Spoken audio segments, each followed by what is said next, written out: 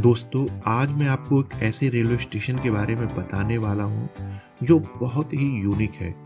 Japan का शिराटाकी railway station बहुत पुराना है और इस इलाके का एकमात्र रेलवे स्टेशन है। इसे 3 साल पहले सरकार ने बंद करने का निर्णय लिया, लेकिन वह आज तक इसे बंद नहीं कर सकी। आप जानना चाहते हैं ऐसा क्यों? क्योंकि यहाँ पर एक बच्ची रहती है जो पढ़ती है और उसे प्रतिदिन स्कूल जाना होता है।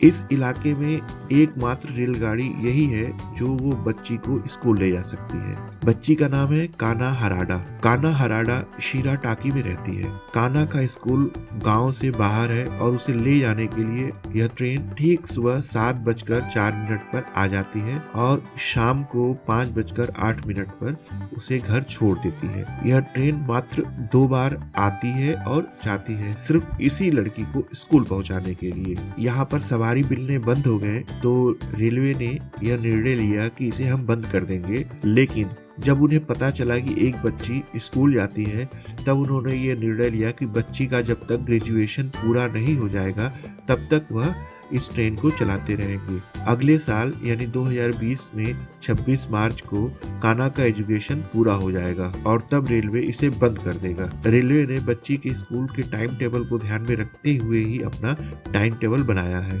यह कहानी दोस्तों भारत जैसे देशों के लिए प्रेरणा बन सकती है, जहां स्कूलों और सुविधाओं के बावजूद बच्चे पढ़ नहीं पाते हैं, खास तौर से लड़कियों की शिक्षा नहीं मिल पाती है।